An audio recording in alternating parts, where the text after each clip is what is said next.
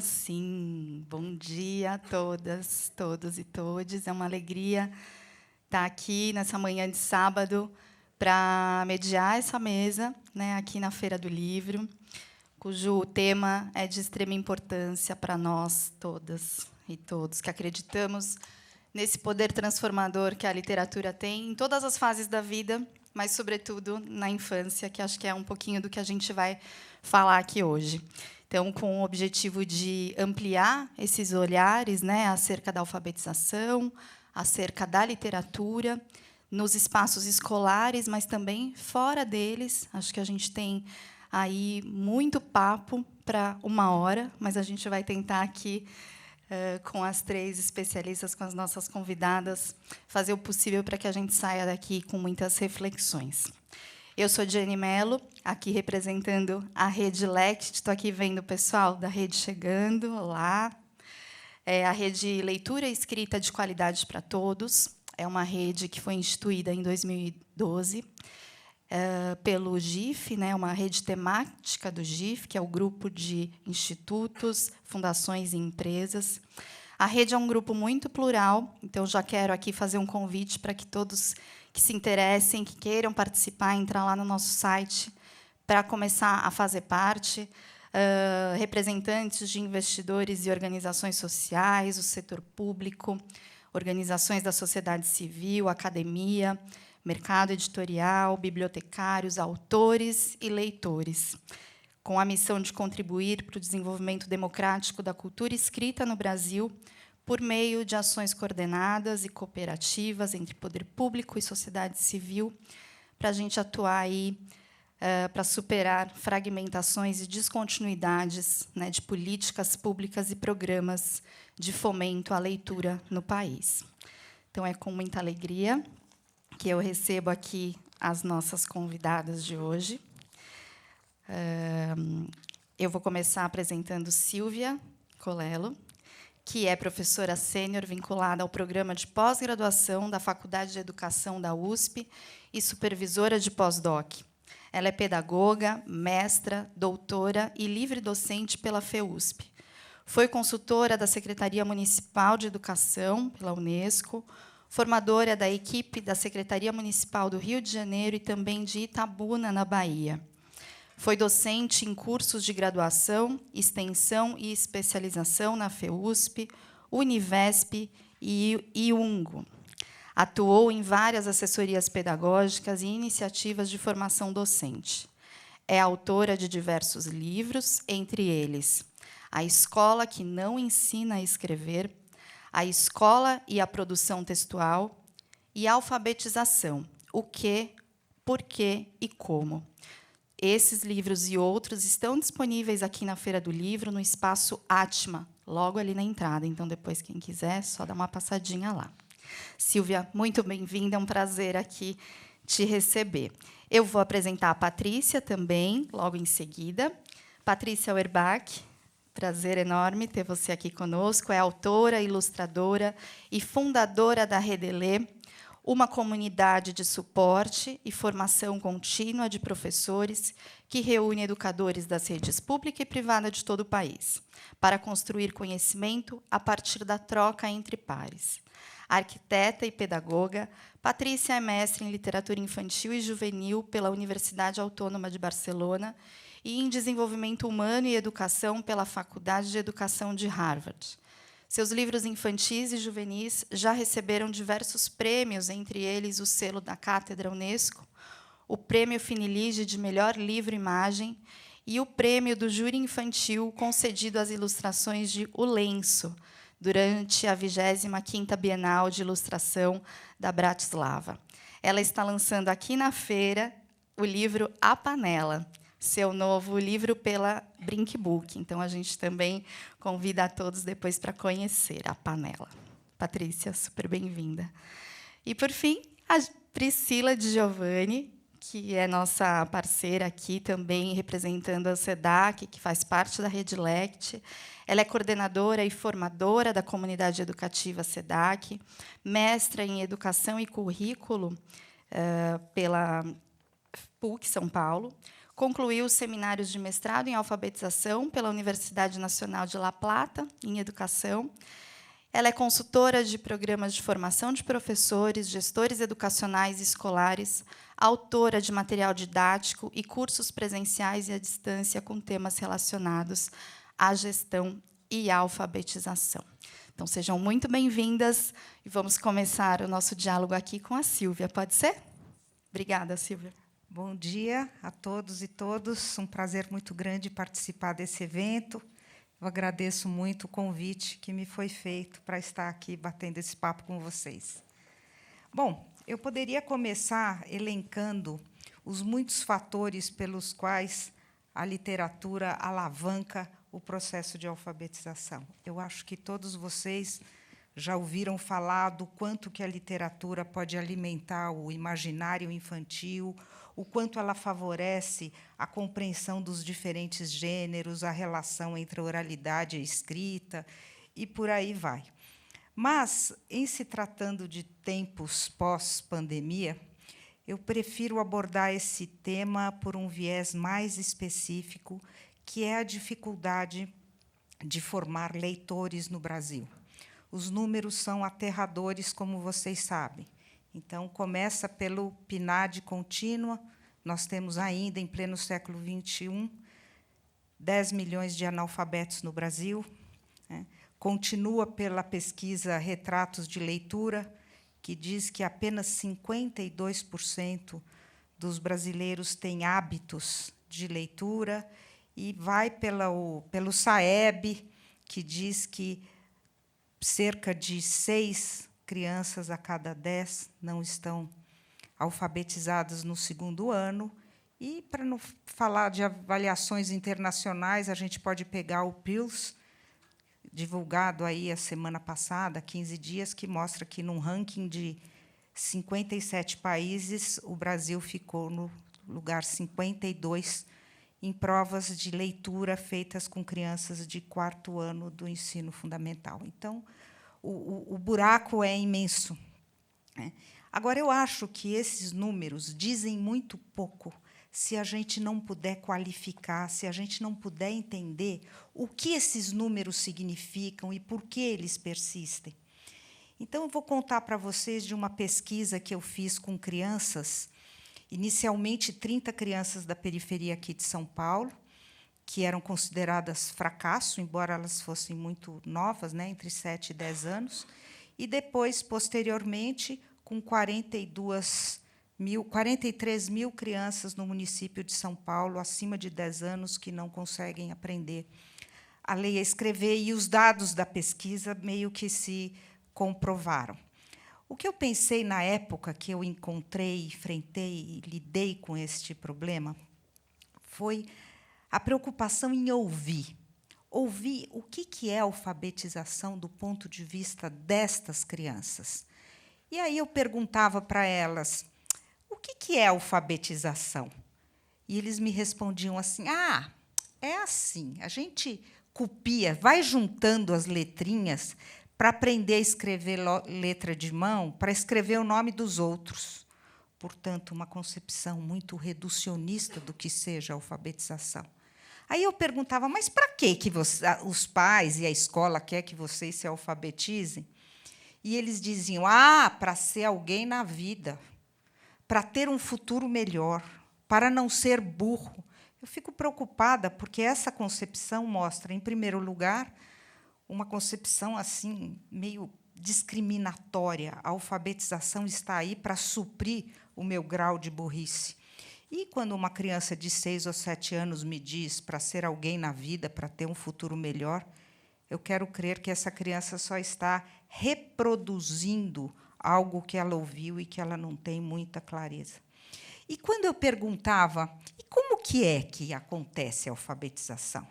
Aí eles diziam, tem que juntar as letrinhas para formar palavrinhas. Portanto, uma concepção muito mecanicista da língua escrita, da aprendizagem da língua escrita. Então, no geral, o que prevalecia era essa concepção discriminatória, mecanicista, reducionista, e isso se repetia, até que eu encontrei um menino de 7 anos, Eu perguntei, para que serve essa coisa de aprender a ler e escrever? E ele falava, serve para... Você não vai entender. Eu falava, explica que eu vou entender. Ele falava, serve para... Você não vai entender. Eu falava, explica, eu vou fazer um esforço para entender. E aí ele disse, sabe? E o olho brilhava. O dia que eu aprender a ler e escrever, eu vou poder ler histórias, eu vou poder contar histórias para minha mãe, eu vou poder ler todas as revistinhas que eu quiser. E aí a gente já começa a falar do quanto que a literatura pode alavancar a alfabetização, né? Mas esse menino, lamentavelmente, era a exceção, né? Foi uma criança que me falou isso no meio de muitas com as quais eu conversei.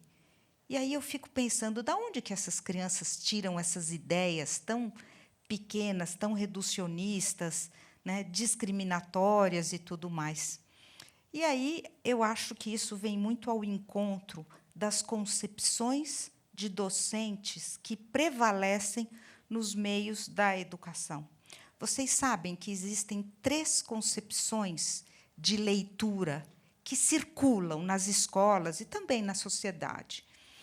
E a primeira delas, quando você põe ênfase no sistema, nos aspectos notacionais, diz que ler é decodificar. E os professores vão trabalhar para que essa decodificação seja fácil, seja rápida. Essa é uma concepção. A segunda concepção é quando a gente põe ênfase na semântica, no significado. Então, ler é compreender o que o texto diz. E é aí que os professores perguntam tantas vezes para os alunos o que é que o autor quis dizer. Então, seja quando você põe ênfase na decodificação, seja quando você põe ênfase na palavra do autor, o que o autor quis dizer, o que o texto estritamente quer dizer, a gente tem concepções monológicas de escrita. Por que monológicas? Porque elas não levam em conta o sujeito leitor. Elas não convidam o leitor para essa grande festa, para essa grande aventura da comunicação. É sempre uma leitura numa perspectiva passiva. E aí eu pergunto para vocês, até que ponto as concepções que a gente tem de leitura tão reducionistas, que não convidam o aluno para a grande aventura da comunicação, não sustentam esse fracasso, não sustentam essa dificuldade dos nossos alunos, que verdadeiramente não se veem envolvidos nas práticas de leitura, né? E aí, para falar da terceira concepção, que é a concepção dialógica, eu vou... que é a que nos interessa, né? É a concepção dialógica de leitura. Eu vou dar para vocês uma aula de leitura. Bem, não é bem exatamente uma aula. É um texto que se chama Aula de Leitura, mais especificamente um poema do Ricardo de Azevedo, que está no livro 19 Poemas Desengonçados. Aula de leitura. A leitura é muito mais do que decifrar palavras. Quem quiser, pare para ver, pode até se surpreender. Vai ler nas folhas do chão se é outono ou se é verão, nas ondas soltas do mar, se é hora de navegar, e no jeito da pessoa, se trabalha ou se é à toa. Na cara do lutador, quando está sentindo dor. Vai ler na casa de alguém o gosto que o dono tem, e no pelo do cachorro, se é melhor gritar socorro. E na cinza da fumaça, o tamanho da desgraça. E no tom que sopra o vento, se corre o barco ou se vai lento. E também na cor da fruta e no cheiro da comida, e no ronco do motor e nos dentes do cavalo, e na pele da pessoa e no brilho do sorriso. Vai ler nas nuvens do céu, vai ler na palma da mão, vai ler nas estrelas e no som do coração. Uma arte que dá medo é a de ler um olhar, pois os olhos têm segredos difíceis de decifrar. Lindo, não é mesmo? Esse poema me toca muito, porque ela recupera a concepção de Paulo Freire, que a leitura do mundo precede a leitura da palavra, e que a leitura da palavra amplia a leitura de mundo. Essa é a leitura dialógica, é a leitura que convoca o leitor para participar, para recriar significados.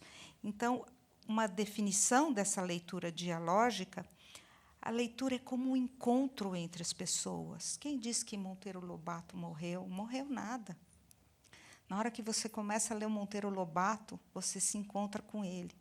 A leitura é um encontro de pessoas, um processo ativo de interlocução, através do qual você estabelece relações dialógicas com o autor, com os personagens, com o tema. Na hora que você está lendo, você vai dialogando de diversas formas e vai reconstruindo sentidos. Se fosse possível a gente buscar um sentido mais político para essa concepção de leitura, eu usaria as palavras da Adélia Lerner. Ela diz que ler é entrar em outros mundos possíveis, é indagar a realidade para compreendê-la melhor, é se distanciar do texto e assumir uma postura crítica frente ao que se diz e ao que se quer dizer. É tirar carta de cidadania no mundo da cultura escrita. Então, a leitura, numa perspectiva dialógica, é essa que captura, que envolve o leitor e o convida para a grande aventura da comunicação. O leitor é vivo, o leitor é ativo. E é aí, exatamente nessa concepção, que leitura, aprendizagem da leitura e a literatura se encontram. Então, eu vou dizer para vocês que não basta, de modo algum, dar livrinhos para as crianças, ou estabelecer uma lista do que as crianças têm que ler ou devem ler. O que importa é a nossa atitude, enquanto educador, de envolver o aluno, de fazer esse aluno participar da leitura, reconstruir significados, se posicionar de modo crítico. Aos professores cabem uma delicada balança, de um lado, construir estratégias de interpretação, e, de outro, promover o gosto pela leitura, o hábito de leitura. E aí, que leitor é esse que está na minha cabeça? Que leitor é esse do qual eu estou falando? Bom, aí eu vou usar as palavras do Mário Quintana e dizer para vocês que o leitor que mais admiro é aquele que não chegou até a presente linha. Neste momento, já interrompeu a leitura e está continuando a viagem por conta própria. É esse o meu sonho. Muito obrigada.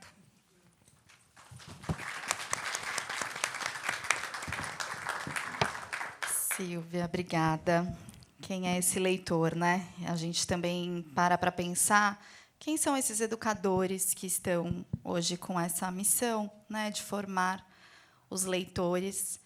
Que leitores que também eles são, e acho que eu vou chamar a Patrícia para continuar um pouco dessa reflexão de quem são esses professores leitores. Obrigada, Diane, obrigada. Acho que obrigada a todos que vieram, né? Eu sei que é difícil chegar nessa feira e vir em linha reta até o auditório.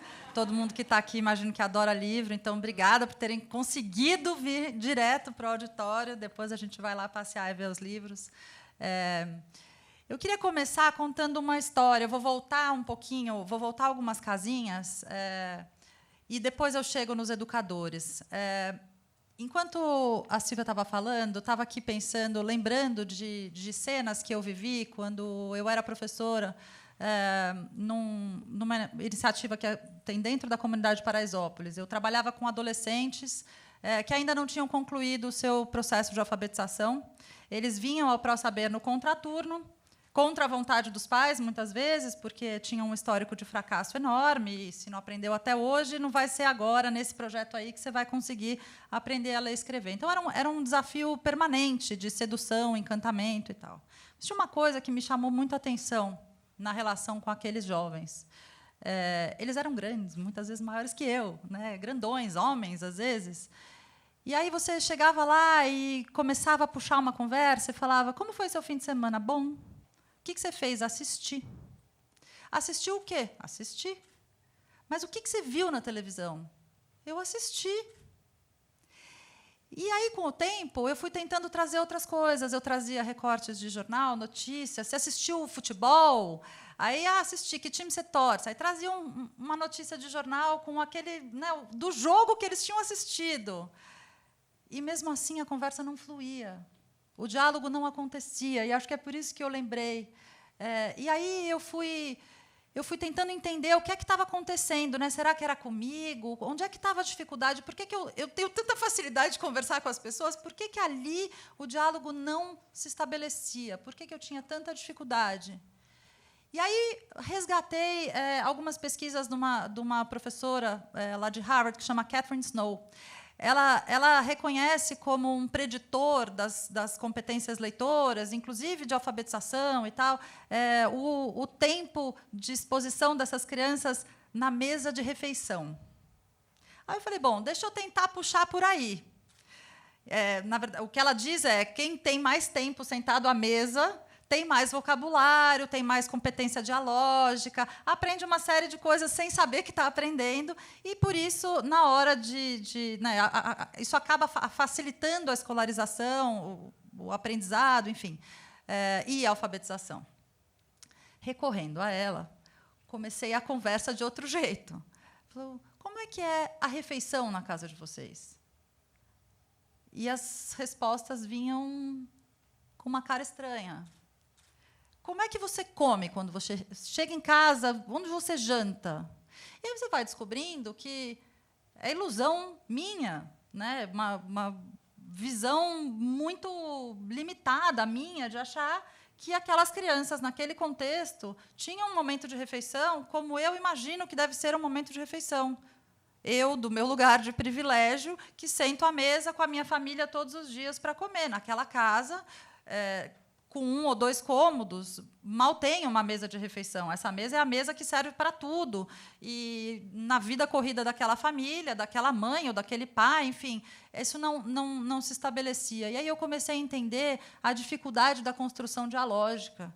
Aquelas crianças tinham dificuldade, aqueles jovens tinham dificuldade de construir, de entender o que é que a gente espera quando a gente faz uma pergunta: como foi o seu final de semana? A gente está puxando conversa, mas a gente só sabe disso porque a gente viveu isso. A gente experimentou ao longo da vida, né? E, para algumas pessoas, isso vem naturalmente dentro do espaço familiar, dentro da escola, mas, para outras pessoas, isso não acontece por uma série de contingências. Então, acho que essa cena dá o tom um pouco do tamanho do nosso desafio, né? E aí volto para os educadores, né? Corta essa cena, vou falar da importância desses educadores, né? Se a gente tem um contexto doméstico que, né, com tantas dificuldades que se impõem, e a gente vive num país tão complexo, com situações tão difíceis espalhadas por aí, tão diversas, né, espalhadas por aí, acho que o lugar do professor ganha mais importância, né? Ele precisa dar conta de um montão de coisas, antes mesmo de começar a pensar em alfabetização, né? E quando é que começa a alfabetização, né? Se a gente pensar nessa ideia do dialogismo, quando é que começa a alfabetização? Então, podemos voltar lá para os bem pequenininhos, e ninguém está falando aqui, obviamente, de apresentar letras e alfabeto, não tem nada a ver com isso, mas de sentar e conversar, de apresentar a literatura junto, pequenininho ali, um grupo pequeno, sentar e conversar, e apontar, e perguntar, e ouvir, né? Ouvir, que é muito importante, dar espaço para essa escuta, para que as perguntas brotem dali, para que, né, o diálogo possa acontecer. E aí vou trazer uma outra cena. A Redelê reúne professores do país todo, de situações diversas, rede pública e rede privada, em rodas de conversa. As rodas têm temas específicos, e a gente tem agora um grupo que trata de leitura para crianças pequenas e bebês. Tem professores do país inteiro, situações muito diversas reunidas ali. E aí, a gente trabalha bastante com enquetes. A gente disparou, logo no primeiro encontro, a gente disparou uma enquete anônima que dizia assim: você acredita na importância de ler para crianças pequenas? O que vocês acham que todo mundo respondeu? Sim, 100%.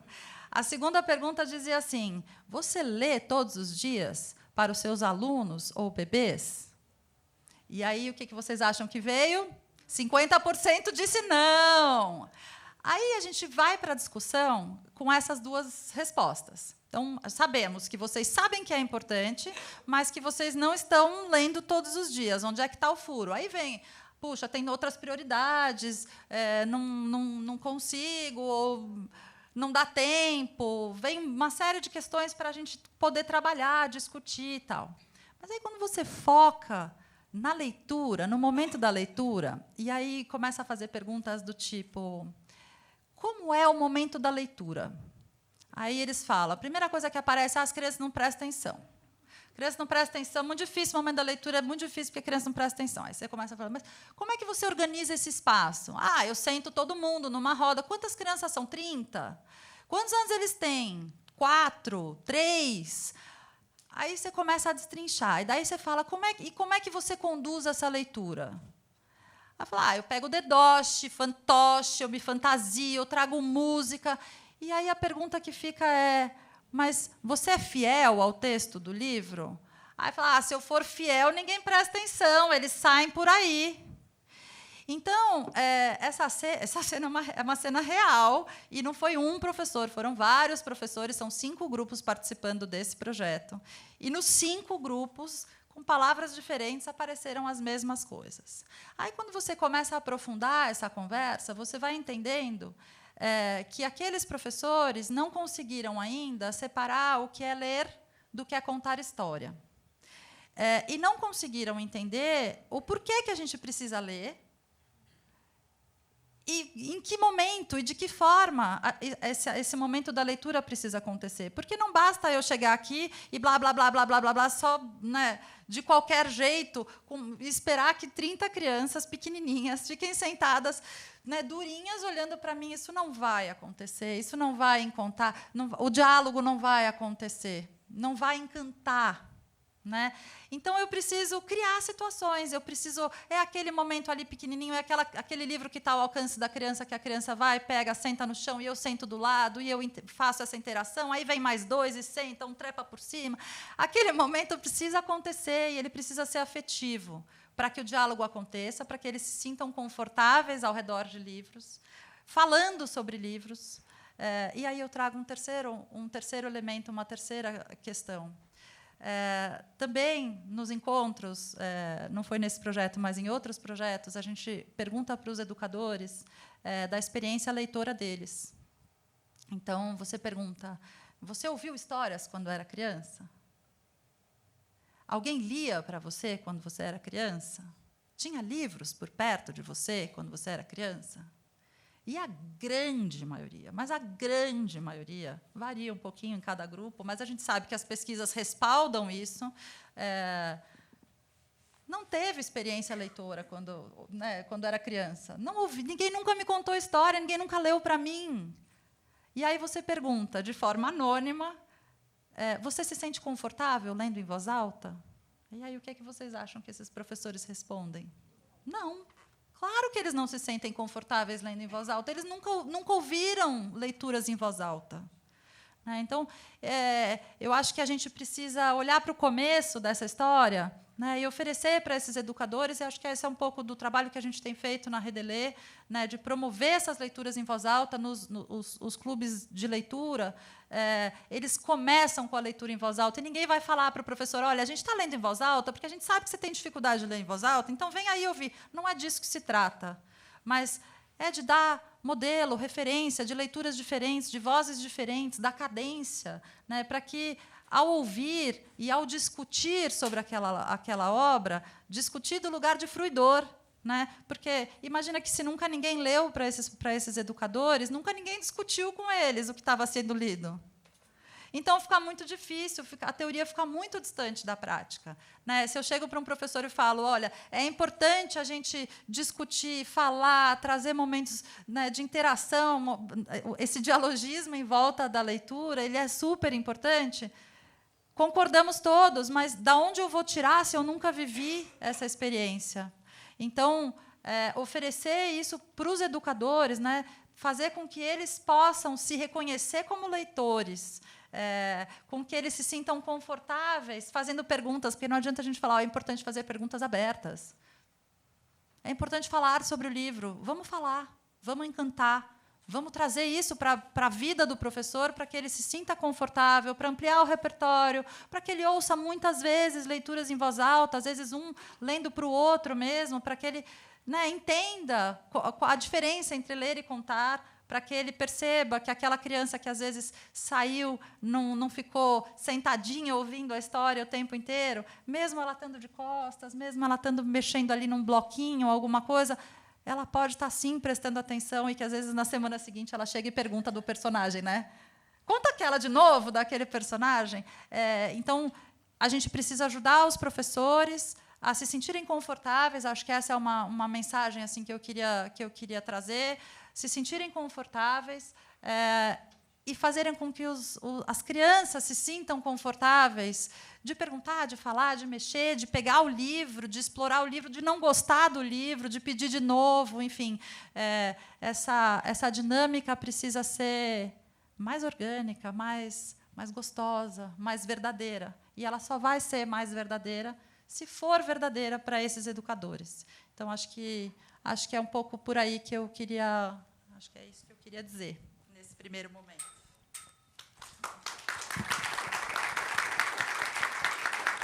Isso é fundamental, Patrícia, né? Acho que a gente olhar para esse educador, olhar para esse professor também como um leitor, né? A gente fala muito de literatura infantil como se fosse só uma literatura para as infâncias, né?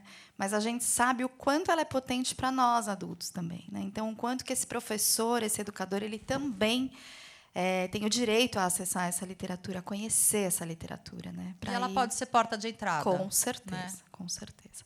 Priscila, vamos lá trazer para a gente aí boas experiências com literatura em sala de aula. Vamos, gente, bom dia.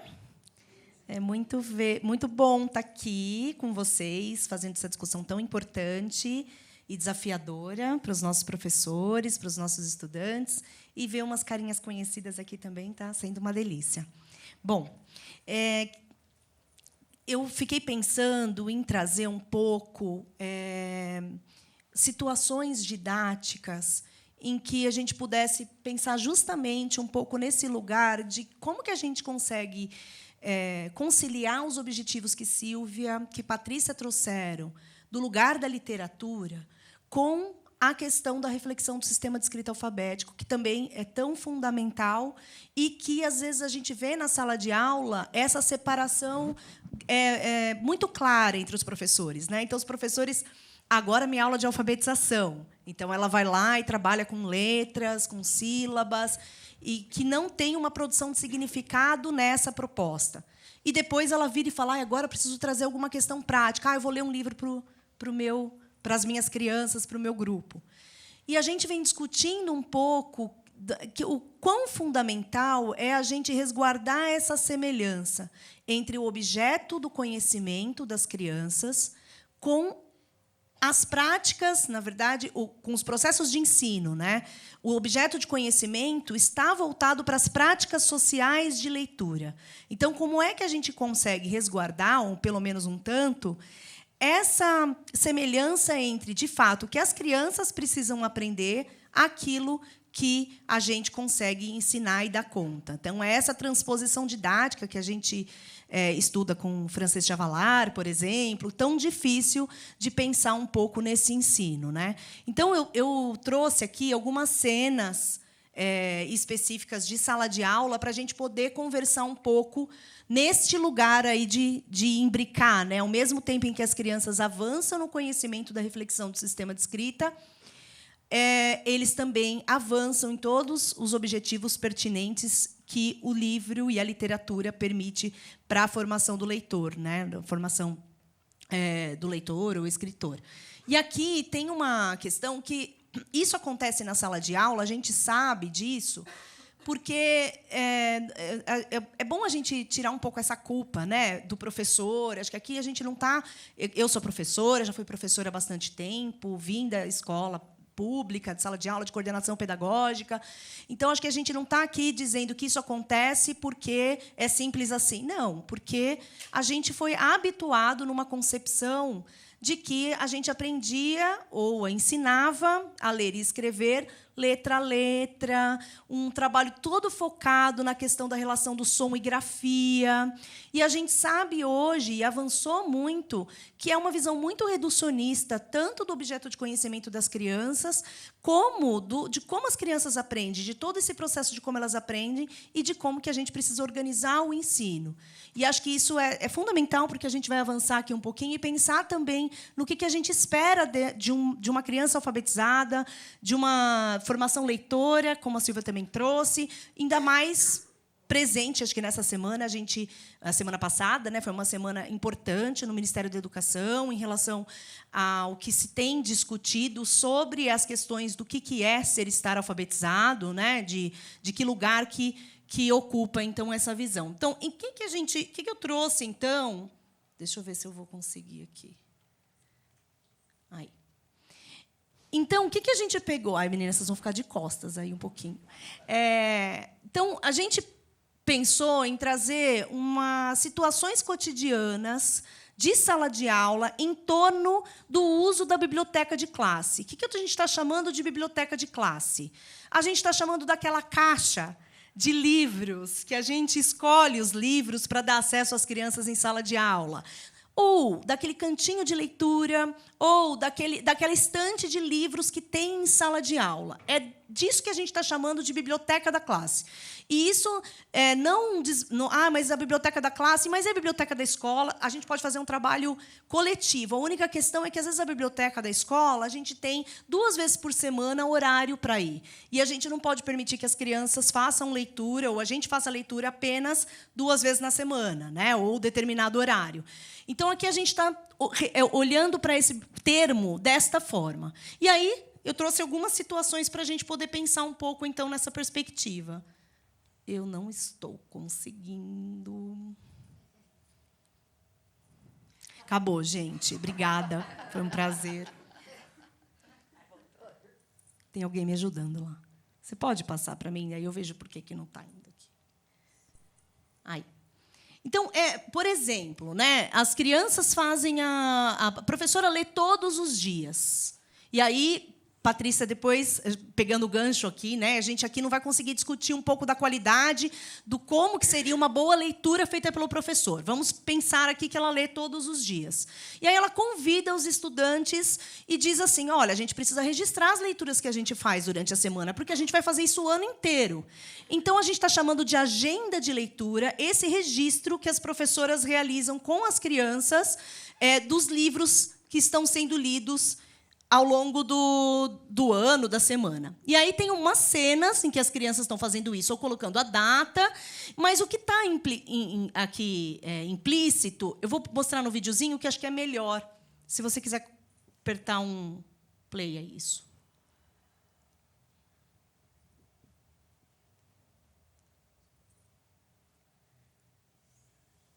A gente testou e deu certo. Pessoal, a Pro colocou aqui na parede um cartaz que nós vamos chamar de agenda de leitura. Nós já fizemos essa agenda no caderno, vocês estão lembrados? Sim! Dessa vez a Pro fez diferente. Eu coloquei a agenda aqui na parede. E eu coloquei todas as histórias que a Pro vai ler essa semana. Qual foi a história que a Pro leu para vocês hoje? A raposa e o galo. A raposa e o galo? O galo e a raposa. Isso. O galo e a raposa. Então eu vou pedir para o Arthur e para o Miguel mostrar para a Pro onde está escrito o galo e a raposa.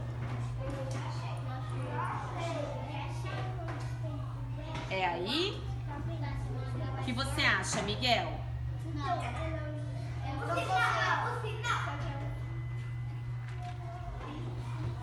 O galo e a raposa. Começa com que letra?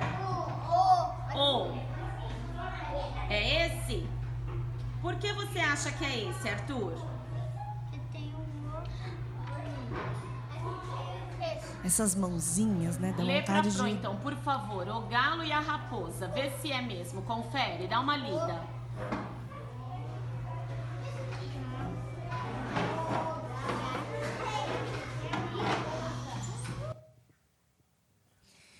Bom, é uma turma de educação infantil. Daria para a gente ficar discutindo as intervenções da professora aqui, que a própria professora, quando vê essa cena, ela fala: por que você mostra isso? Porque já tem muitas intervenções que eu poderia fazer melhor.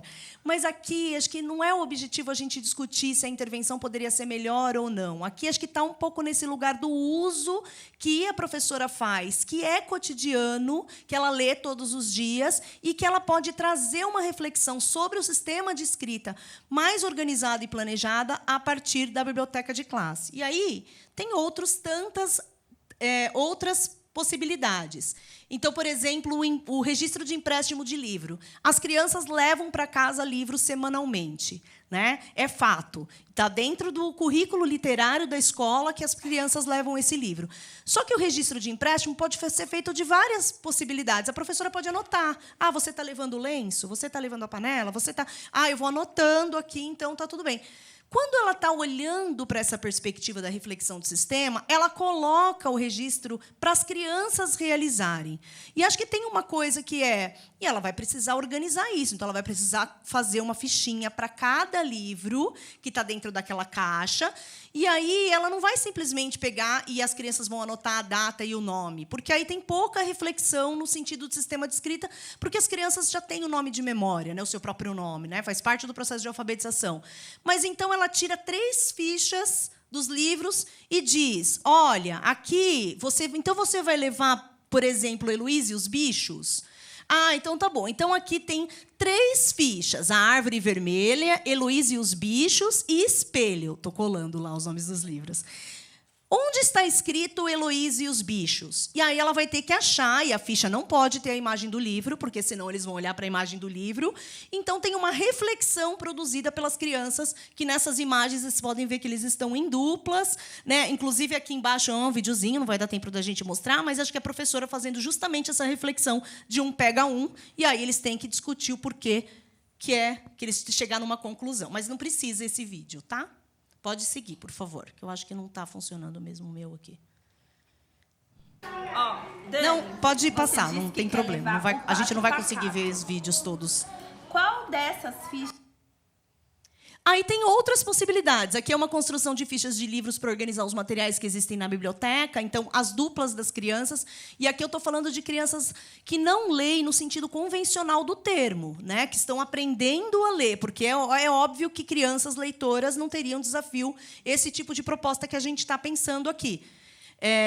E aí, então, eles vão nas duplas olhar os títulos dos livros, olhar o nome do autor, o ilustrador, eles vão ter que buscar essas referências. Para quê?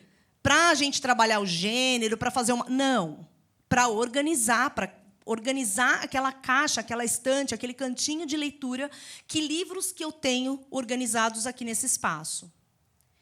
E aí... pode passar, por favor. Estou achando que eu estou no controle aqui. Esse daí... Eu faço essa cara aqui, porque quem faz leitura simultânea na escola sabe por que eu olho para essas imagens e fico aqui babando, né? A leitura simultânea é uma prática que acontece quinzenal ou mensal, vai depender mesmo da organização da escola, em que a escola para ter sessão de leitura. Então, as professoras escolhem um livro e as crianças precisam se inscrever na sessão. Então, elas vão se dividir. Então, as crianças de 3 anos vão se encontrar com as crianças de 5 ou de 6 anos. No ensino fundamental, numa escola que tem anos iniciais, a criança do 1º ano vai estar numa turma com a criança do 5º ano. Só que, para isso, onde está a reflexão do sistema de escrita alfabética? Então, eles vão precisar se inscrever. A professora vai ler as resenhas dos livros, as indicações literárias, as crianças vão precisar fazer a inscrição. E aí, uns pituquinhos aqui de turminha de 3 anos, do lado direito aqui, do gorila, do Anthony Brown, e ali também uma turma de 4 anos que eles estão fazendo a inscrição e colocando os nomes. Então, dá para ver aí os nomezinhos de crianças, tentativa do nome de crianças de 3 anos mesmo, né? Pode seguir, por favor. Essas são escritas de recomendações de obras literárias. Então, as rodas permitem que as crianças façam indicação literária, porque é algo, de fato, que a gente faz quando a gente lê um livro, a gente quer comentar com o nosso colega, né? O que mais que a gente gostou, quer indicar. E aí também é uma turminha pituquinha da educação infantil, uma criança ditou para o professor a indicação literária. Então, ela disse: o pirata conta um segredo devagarzinho no ouvido dele. Para o livro Telefone Sem Fio, quem conhece, acho que vai compreender, essa indicação foi feita pela criança, do Ilan Brema e do Renato Morricone. E aí, uma tentativa de escrita dele, que está lá. E aí, na próxima, vocês vão ver que tem aí uma indicação de uma criança que já é um pouco mais, tem mais conhecimento sobre o sistema de escrita e já tem uma elaboração diferente para a escrita de recomendação. Pode ir, por favor. Bom, e tem outras propostas, gente. Leitura de gibis iguais. Aqui é uma fotinho, tem um vídeo aí também, mas a gente não vai conseguir passar. Que está aqui a Carol, que é formadora e professora, que fez uma leitura de gibis iguais. Então, a gente tem que ter os gibis, o kit de 15 gibis, para que as crianças façam a leitura em dupla, e a professora vai fazendo a leitura colaborativa dele. Ler livros para outras turmas. E aqui a gente está dando... Só não quero ver você tristinha. Pronto, viu? Sem querer. Pode voltar só um pouquinho, por favor. Isso. E aí a gente está falando de situações cotidianas, que são as habituais, mas a gente poderia estar falando aqui de outras modalidades organizativas do tempo didático, as sequências didáticas, os projetos. Então, a gente poderia estar falando, por exemplo, uma apresentação de leitura dramática, de textos teatrais. Então, como eu organizo um projeto para que as crianças possam estudar os textos teatrais e realizar uma leitura dramática? Ler para saber mais sobre os animais noturnos. Essa é uma imagem que, lá no Instituto Acaia, que as crianças estão fazendo pesquisa, e as crianças não leitoras no sentido estrito da forma convencional, porque elas leem, só que sem saber ler convencionalmente, né? Participar de saraus, gravar audiolivros. Pode ir. Então, o que tem, só para ir finalizando aqui, eu acho que o que tem mais de importante é que a gente está olhando para práticas que a gente exerce como leitores e escritores fora do ambiente escolar. Né? Então, a gente não está falando... Aliás, a gente está se distanciando das práticas estritamente escolares, dos usos de textos de cartilha, ou, às vezes, não é da cartilha, mas é um texto só escolar, é um texto similar, que não tem nenhum outro propósito sem ser para as questões específicas da reflexão do sistema de escrita. Pode ir.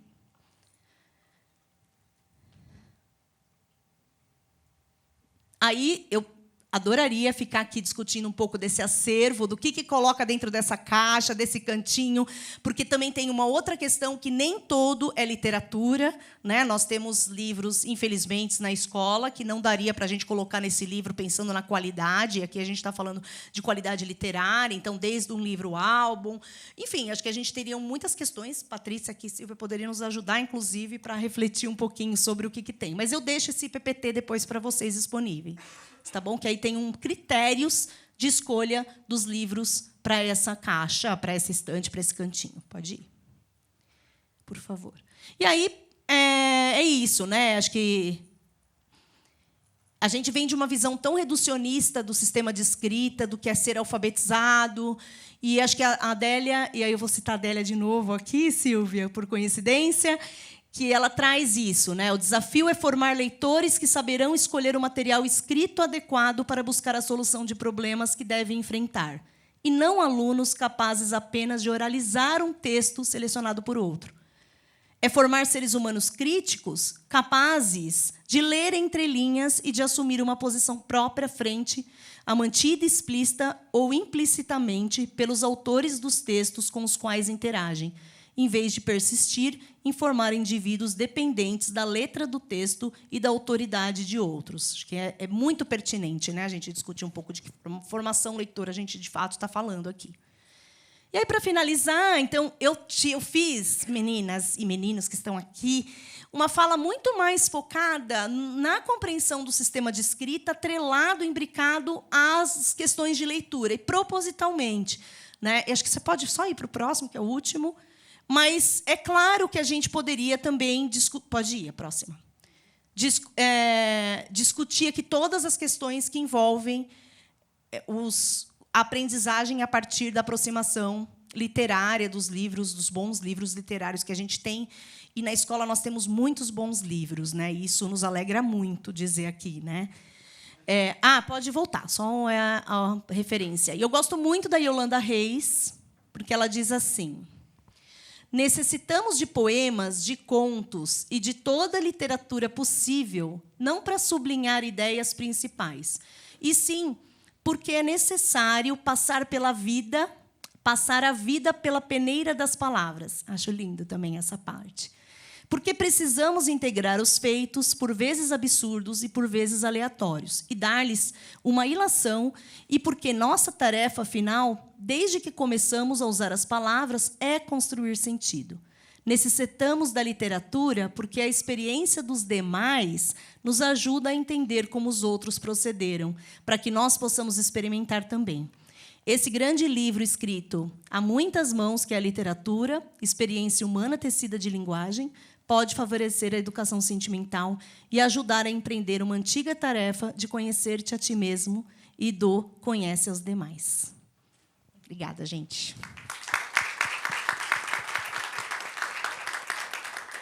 Obrigada, Priscila. Gente, dá para ter mais uma hora? Não, né? Eu acho que a gente tocou aqui em temas muito importantes, né? Eu acho que essa plateia aqui, com rostos muito conhecidos, a gente sabe dessa luta diária, né, que a gente tem para garantir esse direito, não só ao acesso, né? Porque acho que uma das coisas que a gente falou aqui do direito ao acesso, que é muito importante, mas de qualificar esse acesso, né? Não basta só ter livros, né? Quem é que faz essa mediação? Quem é que vai estar ali conduzindo essas experiências de linguagem por meio da literatura? Então, acho que são aspectos muito fundamentais. Eu peguei aqui um pouco do que cada uma falou, vou tentar fazer aqui uma provocação, fechamento, vamos chamar assim, porque aí depois eu passo de novo a palavra para vocês fazerem suas considerações finais. Mas acho que a gente está num momento muito importante de país, né? De novo, discutindo essas questões de alfabetização, né? Eu digo de novo porque a Emília Ferreiro, lá em 2001, né, já dizia que a gente vai ter sempre esses resultados se a gente não mudar, de fato, essa concepção, né?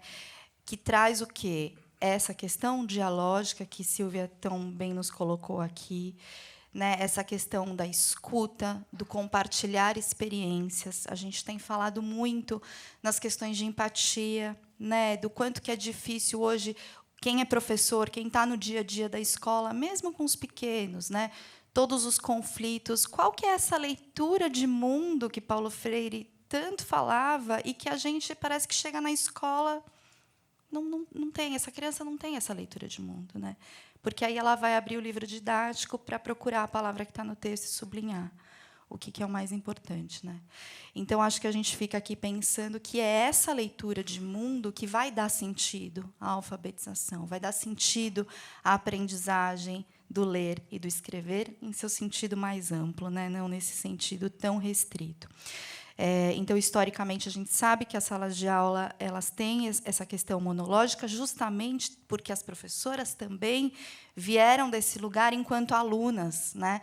Elas tiveram essa experiência leitora de que ninguém perguntou para ela o que aquele texto provocou nela. Né? As perguntas eram: quais eram os personagens principais, o que eles fizeram, onde acontecia a história, se você gostou ou não. Né?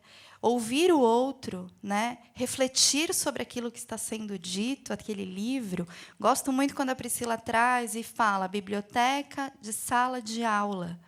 Nada contra os cantinhos de leitura, mas eu, particularmente, não gosto dessa coisa do livrinho, cantinho, porque a gente subestima essa capacidade das crianças tão pequenas de estabelecerem relações muito profundas com aquele texto que elas estão lendo. né? Desde que seja, de fato, uma literatura de qualidade. Então, eu acho que a gente precisa, de fato, entender esse lugar que a literatura ocupa na sala de aula e dar o seu valor. E aí, por último, eu vou trazer Antônio Cândido aqui, porque acho que é, né, uma questão que a gente, sempre que tem oportunidade, um microfone em mãos, a gente tem que falar sobre o direito humano à literatura, né, que todas as crianças, todas as pessoas têm. E aí, essa literatura ela já tem o seu lugar como arte, como fruição, como experiência, né? Então, como é que, dentro da sala de aula, como é que a gente garante esse lugar da literatura e não reduz um livro de literatura a um objeto, a um instrumento pedagógico, somente do ensinar a ler e escrever?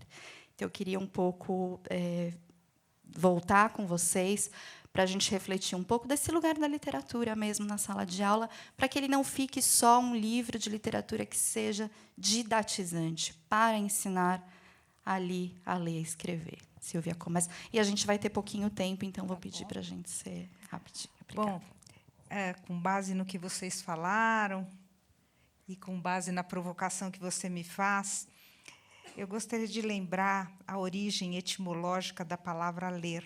Ela vem do legere, em latim, que significa, é um vocabulário que está próximo do vocabulário agrícola. Legere é você colher, e não só colher, mas colher os melhores frutos. Então, eu acho que a gente tem que abrir mão da perspectiva de ensinar a ler e escrever na perspectiva pequena, miúda, mesquinha, né? E eu até digo isso sempre para os meus alunos, eu não quero ensinar a ler e escrever desse jeito pobre, pequeno, né? Eu quero ensinar a ler e escrever no sentido do legere, né? De poder colher os melhores frutos. E aí eu quero crer que os professores têm que ser um pouco sedutores, eles têm que ser um pouco encantadores para trazer esse gosto e esse encantamento da língua. Eu acho que é isso que nos interessa, ensinar a ler e escrever com gozo, com prazer, com envolvimento, com posicionamento pessoal. É isso. Eu me encerro aqui, queria deixar com vocês a minha página pessoal, onde vocês podem encontrar uma série de textos, artigos, entrevistas, videoaulas, e baixar, está tudo gratuito, que é o silviacolelo.com.br. Silvia Colelo, com 2 L's no Lo. E aí a nossa conversa pode continuar para além desse nosso encontro. Muito obrigada.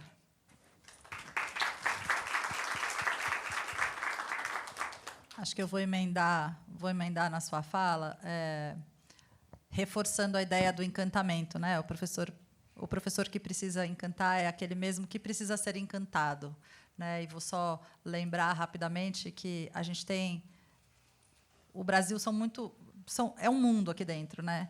E a gente tem muitas cidades que não têm sequer nome de rua. Nome de rua. Imagina uma criança que nasce numa cidade que não tem nome de rua, que não tem ônibus, que não tem. Você vai na quitanda, o moço da quitanda te conhece, e o uso da escrita, o uso da palavra, né, a presença da palavra é muito mais reduzida do que no nosso contexto, né? E esse é um contexto para muitas crianças pelo país. Imagina a importância desse encantamento, a importância da literatura num contexto como esse, num contexto rural, num contexto de uma cidade pequena, um vilarejo, enfim, é ainda maior. Então, é pela porta da literatura, sim, que a gente vai encantar e vai motivar e vai fazer desse processo um processo prazeroso, lúdico, né, fazer da escola um lugar onde as crianças queiram estar, né, um lugar de encontros verdadeiros, de diálogos verdadeiros, autênticos, né? Então, acho que eu encerro reforçando a ideia de que a gente precisa encantar os professores, encantar os educadores e dar a eles oportunidades que muitas vezes eles não tiveram e que muitas vezes precedem, inclusive, a teoria a respeito do que eles estão fazendo, porque sem ter essa bagagem de leitores, né, sem se sentirem, se reconhecerem como leitores, vai ser muito difícil que eles consigam formar leitores.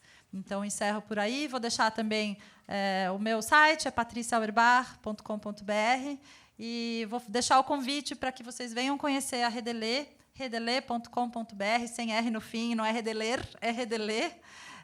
E no Instagram, redelê.br, venham conhecer o projeto. Acho que tem muito do que a gente falou aqui que está lá sendo reproduzido, sendo levado para a prática, espalhado pelo país. Obrigada.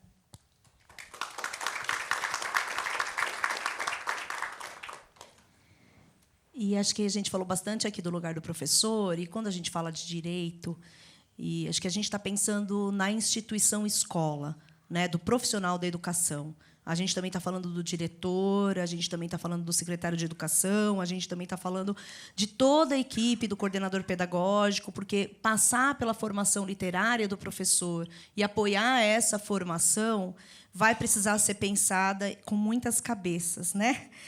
Muitas pessoas pensando nessa formação para que a gente, de fato, possa apoiar o professor lá com os estudantes. Tem a Maura Barbosa, nossa querida lá que estuda gestão com a gente no SEDAC, ela tem que o diretor e o coordenador devem ser guardiões do direito à aprendizagem.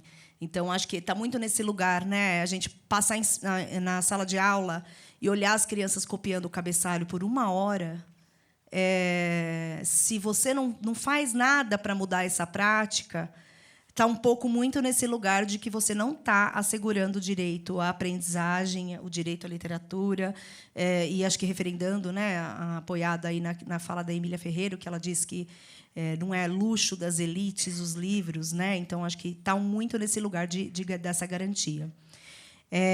E acho que tem uma coisa que então, pensando nisso, a gente precisa de um currículo literário nas escolas. A gente precisa se debruçar sobre isso.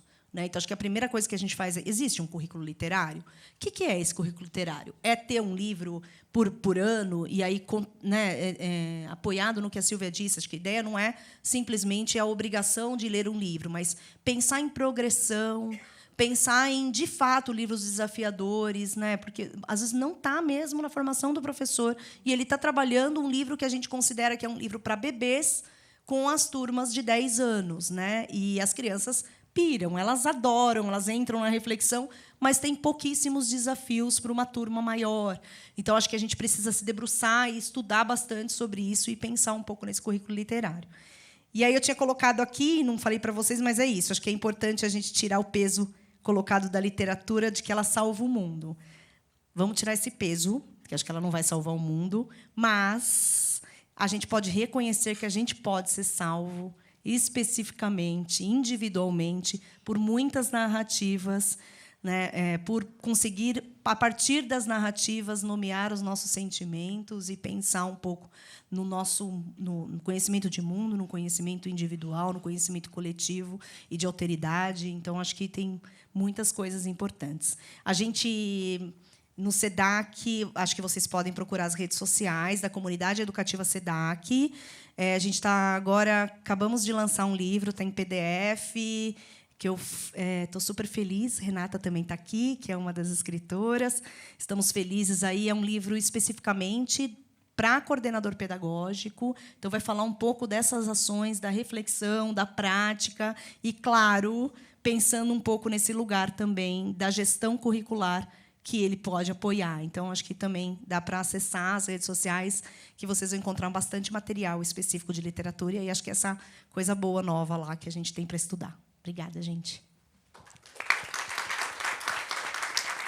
Obrigada, Silvia, Patrícia, Priscila, por esse momento de compartilhar experiências, né? Acho que a gente sempre sai de uma conversa como essa muito motivados, né, a querer fazer, né? Acho que a gente tem sempre essa inquietude nossa, que acho que ontem mesmo estava explicando para minha filha passou ali e falou: o que é o esperançar? O que é esperançar? E aí eu expliquei para ela o que era o esperançar do Paulo Freire, que é justamente isso, né? A gente saber do que tem que ser feito, né, a gente entender. Então, quando as professoras dizem é importante ler para as crianças, então como é que a gente vai construir isso, como é que a gente vai mobilizando, né, no lugar de cada um aqui. Eu sei quem está na sociedade civil. Pode. Espera só um minutinho, Rafa. Acho que a gente pergunta para a gente tem ainda tempinho, Cíntia? Então tá bom. Então a gente não encerra, a gente ainda tem perguntas, mas só para concluir aqui, o do lugar onde cada um está, né? Estou vendo aqui quem está na universidade, quem está na escola, quem está em fundações empresariais, na sociedade civil. O que a gente pode fazer para essas construções desse inédito viável, né? Aquilo que é possível, o que a gente consegue fazer. E a Rafaela está fazendo a pergunta dela, mas quem puder também pode trazer perguntas aqui. A gente tem 15 minutinhos ainda para compartilhar. Vocês escutam a gente? Sim. Ela quer falar, então vamos lá. Ela é rebelde, ela é rebelde. É rebelde, aí quem vê pensa. Não, mais gente tem pergunta? Não? Eu vou começar, tá? Só para esquentar aqui. Não, me chamou muito a atenção a concepção dialógica, né, para a gente falar de leitura e escrita, né? E eu acho que quando a gente pensa em Brasil, é uma realidade muito diversa. E a gente tem uma situação, não dá para generalizar, mas que é recorrente, que a gente tem as metodologias e a teoria elaborada por uma determinada classe social, que tem uma determinada cor, que tem um determinado legado, né, e que ensina e introduz práticas de leitura e escrita para um público que está na escola hoje em dia, que não é semelhante, né, à trajetória do próprio professor e professores e educadores Brasil afora. E que, muitas vezes, a gente tem dificuldade de reconhecer cultura escrita, literatura, nesse trajeto e nessa bagagem que esses estudantes de hoje em dia trazem para a escola, né? Como a gente consegue repensar a teoria, né, e repensar as bagagens literárias de dentro da escola, de modo a propiciar dialogia, reconhecimento, né, e um letramento que faça sentido para esses estudantes que estão, hoje em dia, dentro da escola, né, que não têm a mesma bagagem e a trajetória escolar desses educadores que estão, né, promovendo o processo de leitura e escrita, para além do repertório, né, de trazer autoras e autores negros e indígenas. Como a gente consegue ter uma relação que faça sentido, né? Acho que é essa a pergunta. Acho que eu vou começar a resposta, depois tenho certeza que vai ter gente querendo me complementar, mas acho que o principal é a escuta, abrindo espaço de escuta, né? A gente precisa...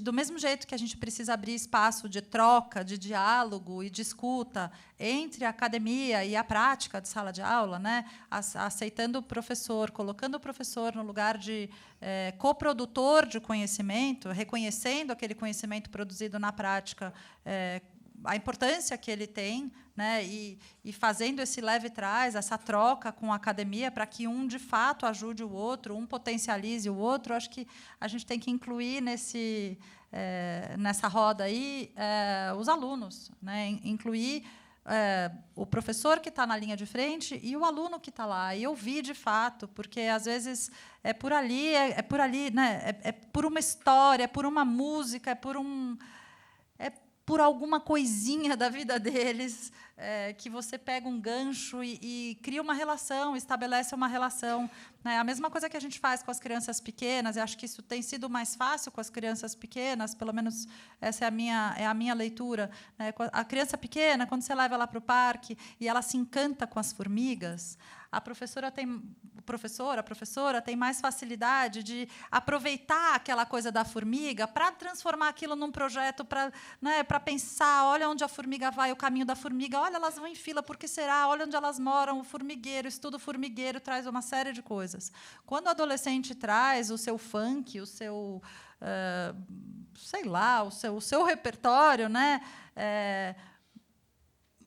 tem tanto conteúdo que tem que ser dado, tem tantas outras barreiras ali naquela relação, que acho que a escuta fica fragilizada, sabe?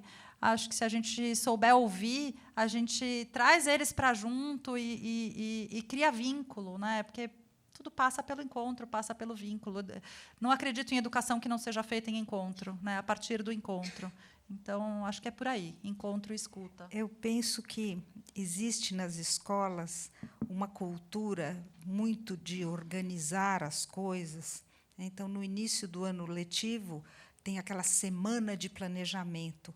E os professores pretendem, com aquela semana de planejamento, descrever tudo o que vai acontecer ao longo do ano. Parece que a gente já começa o ano com tudo encadeado, com tudo previsto. E, nesse esforço, é claro que eu não estou dizendo que a gente não tenha que planejar, mas eu estou dizendo que este planejamento tem que ser flexível. E, para que haja essa escuta da qual ela está falando, a sala de aula tem que ser um espaço de constante reflexão e de constante construção e reconstrução. Porque, se você já começa o ano com tudo previsto, a biblioteca da minha classe vai ter tais livros, eu vou ler tal sequência de livros, o meu currículo literário vai ser dessa forma, você fecha a possibilidade de escuta e de negociação. Então, para que a gente possa lidar com a diversidade, quer dizer, não é só ter escuta, mas é uma escuta capaz de lidar com as diversidades e entender que as crianças aprendem por caminhos diferentes, chegam com diferentes repertórios e têm diferentes interesses. Quer dizer, se a gente puder, para lidar com tudo isso, a gente tem que pensar na sala de aula como um espaço de constante construção e reconstrução a partir dessa dialogia que é feita no chão da escola, no chão da sala de aula, com os alunos. É por isso que eu não acredito muito em medidas tão globais e tão generalizadas para descrever o que o professor tem que fazer. Eu acho que a gente precisa lidar e acreditar que o professor tem que ser autor e sujeito da sua própria prática na relação com os seus alunos.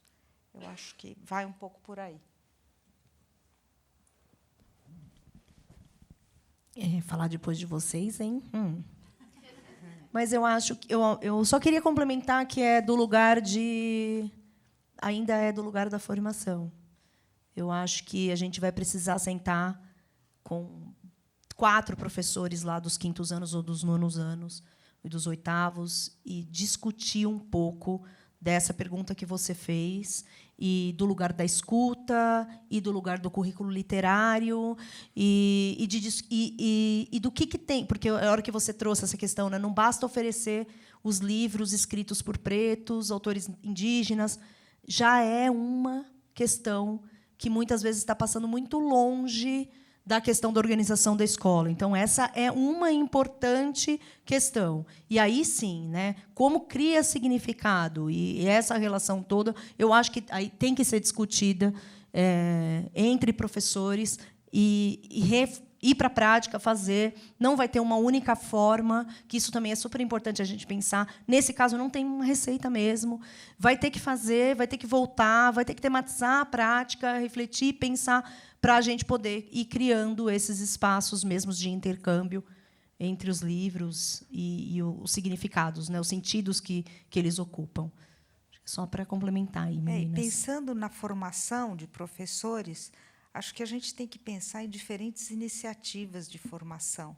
Então, tem a formação inicial, sim, que tem que ser fortalecida, tem a formação continuada, que merece uma política mais constante, mais integrada, com menos rupturas. E eu acho que tem a formação em serviço, que é favorecer a equipe escolar para funcionar como um espaço de formação.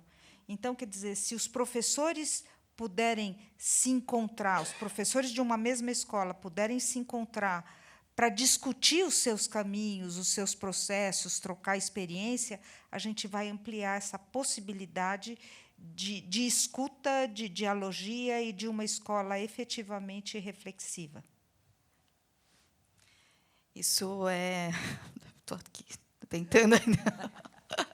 Silvia, eu acho que é isso, né? Que escola é essa que a gente quer e em que condições também, né? Que a gente oferece para esse professor dele continuar ali lidando com esses desafios que são diários, que são, né? Acho que a Rafaela traz uma provocação aqui para a gente, que a gente falou pouco, até pelo tempo que a gente tem, mas essa questão da bibliodiversidade, né? E de conversar, e me lembrou muito, enquanto elas foram falando, da questão da ecologia dos saberes, né? Quer dizer, o quanto que essa escola, partindo desse histórico que nós temos da história única, né? Da resposta pronta, dessa educação bancária, né? Que não pressupõe o diálogo, né? Que não pressupõe, de repente, o professor ser surpreendido por uma pergunta que um aluno faz, ou por um desejo, né? Então, quando a gente traz as coisas muito prontas, muito encaixadas, a gente não dá espaço para essa reflexão,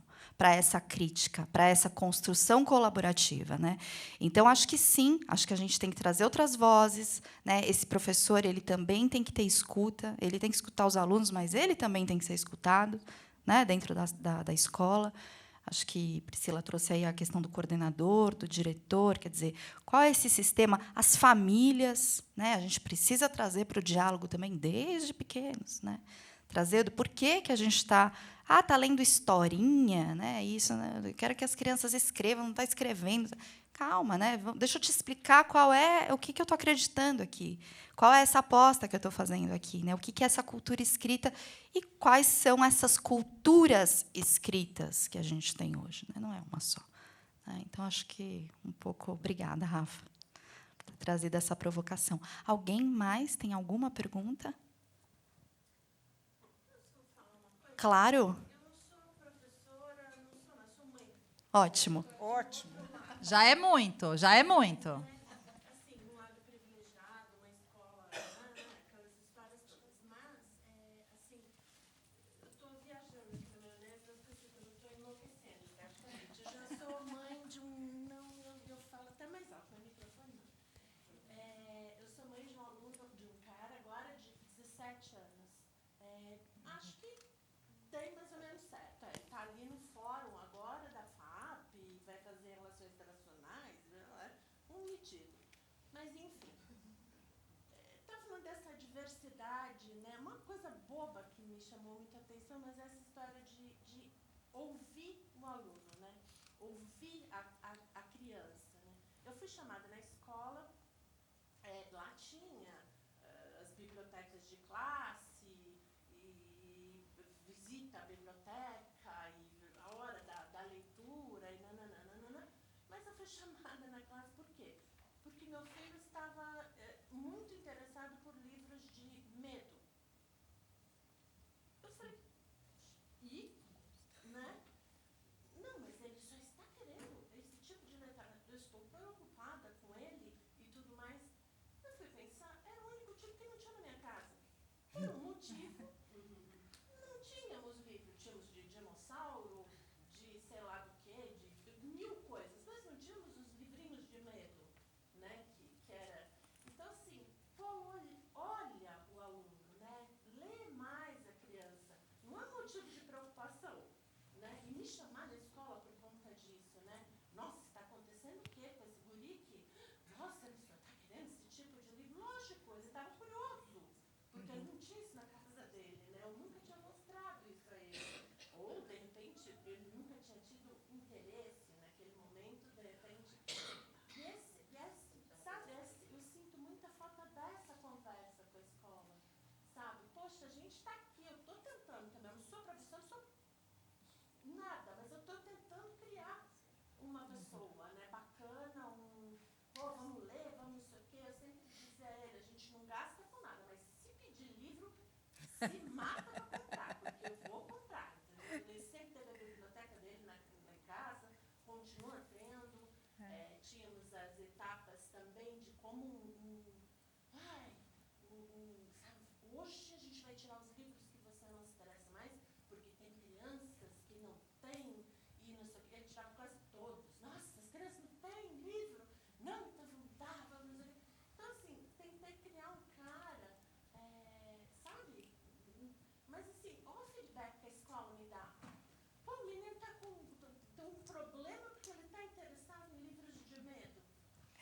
Eu estou dando risada da sua fala, porque eu também tenho uma preocupação muito grande com essa escola, que, na impossibilidade de lidar com as diversidades e dialogar, fica psicologizando, né, e buscando pelo em ovo, buscando problemas que muitas vezes não existem.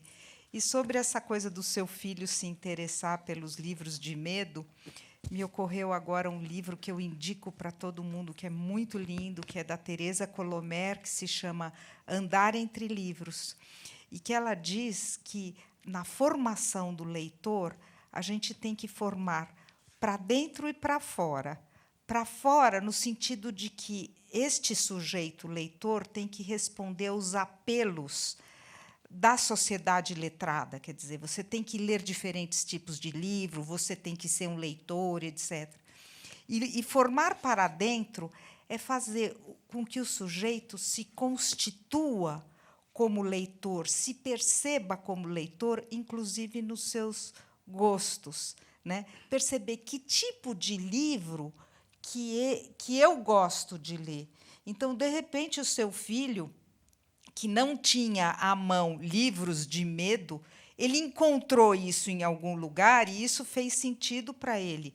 Ora, se a gente quer formar leitores, nós temos que admitir diferentes identidades leitoras. Eu posso gostar de livro de suspense, ela pode gostar de livro de romance, o outro pode gostar de livro de ficção histórica. São diferentes possibilidades e, claro, sim, é desejável que um leitor, desde muito cedo, conheça as suas preferências, os seus gostos e se constitua como leitor, não só para fora, mas também para dentro, percebendo aquilo que ele gosta, aquilo que lhe interessa, em que momentos que ele vai ler, como que a leitura entra na sua vida. Então, acho que o seu filho devia estar procurando isso, enquanto a escola estava psicologizando um pouco demais. Absolutamente hoje o que ele gosta de ler. Detesta hoje em dia. Quer dizer, né? Eu tenho... uma curiosidade.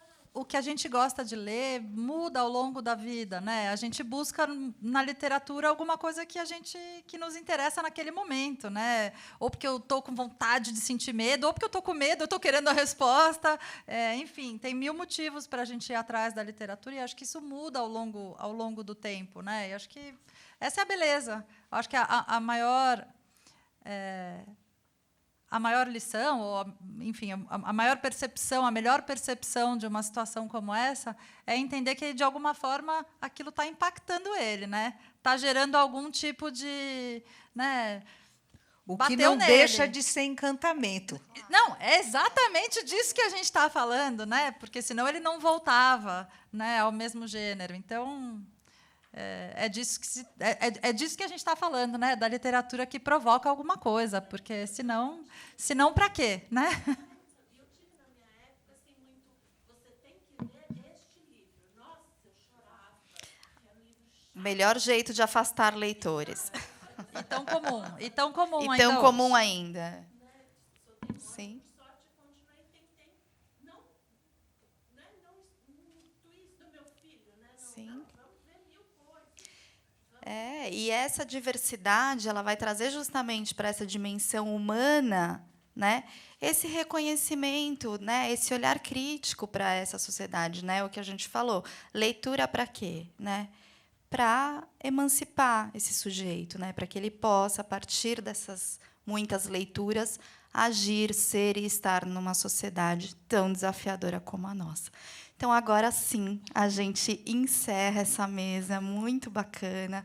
Sílvia, Patrícia, Priscila, é um prazer falar com vocês. Espero que vocês tenham gostado também. Essa mesa vai estar disponível no canal do YouTube da Feira do Livro, então, depois, se puderem compartilhar com outras pessoas que não puderam estar aqui conosco.